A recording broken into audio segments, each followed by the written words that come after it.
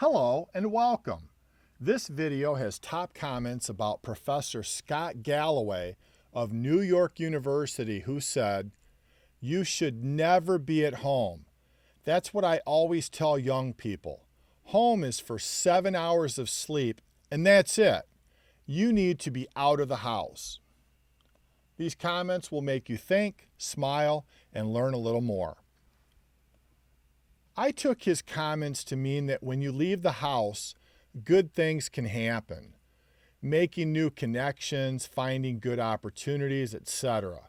There are plenty of fun and interesting things to do at home, of course, but I find that leaving the house broadens my horizons. Here's the problem with his view, though. When you're talking about millennials and Generation Z, these are the generations that have learned how to communicate with other humans digitally before they ever developed in-person communication skills, and frankly, many of them are much more comfortable and productive using that medium to communicate than being face-to-face.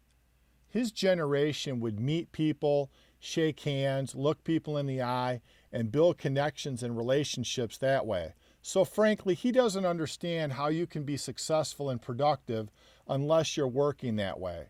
The newer generations are much more comfortable building those connections from a lying position on their couch, cell phone in hand, and that is becoming more prevalent, not less as time goes by.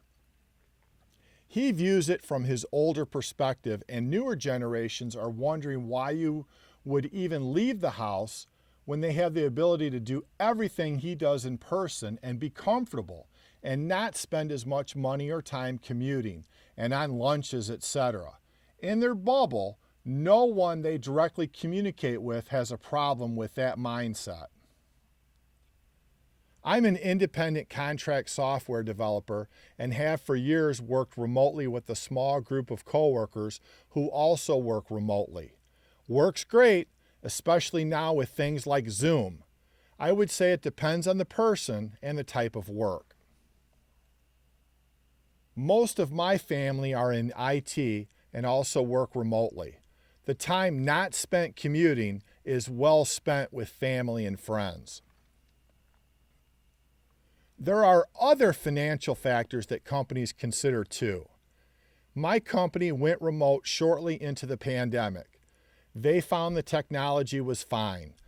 Late in 2020, they decided they would let the lease run out on the building they had their offices at the end of 2021.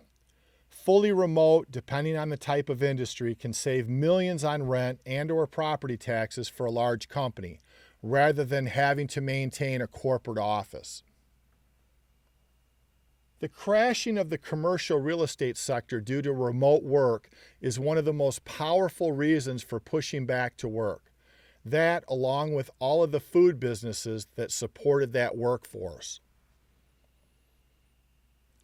I'm retired now, but when I had a high-stress job with lots of traveling, I needed time at home to unwind with my family, including cats, and doing no-stress activities such as reading. For one's physical and mental health, one should not be constantly on the go. That's a sure way to burn yourself out. After retirement, I took a courier job to remain active. When interacting with young professionals, it struck me how uncomfortable they seemed during face-to-face interactions. Their response to a simple "good morning" would usually be a mumble while they averted their eyes. I think living life while having their noses planted in their phones has had an effect. The other thing is parents not teaching their kids how to interact, be polite and respectful. I remember as a little kid my mom and dad requiring me to make eye contact with those who addressed me and to answer audibly, period. I didn't like it, but boy did it make a positive difference for me later in life dealing with the public. Children are born self-centered. It's up to parents and the village to pull them out of the oblivion of themselves. Success is different for each person. However, to find it, you cannot be at home, and I agree with his statements. I don't think home is just for 7 hours of sleep, but it is not where you will find complete success. A good family life and home is a part of success. For me, I have success at work, and I have success at home with my family. Everyone makes a big thing about work success, but there is more to success than financials, at least for me. Just finishing up a 40-year career where I worked exclusively from home, never had an office or coworkers. I felt I was more productive, and so did the organizations I worked for. I never felt I needed an office to be successful in my profession, and I was right.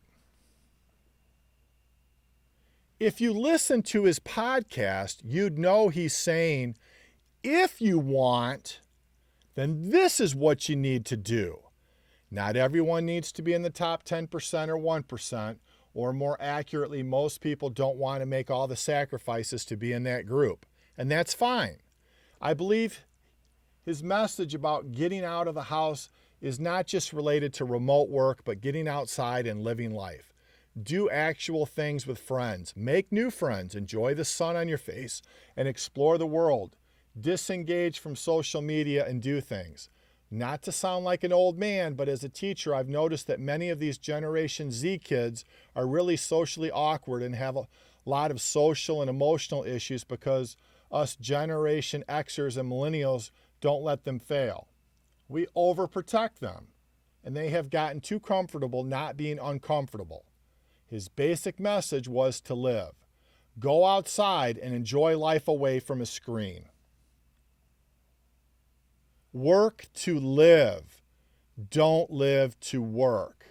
There is no benefit to spending the best years of your life tied to the office 16 hours a day if you have a 30-minute commute plus his 7 hours of sleep advice. There is no benefit to waiting to enjoy life after retirement either.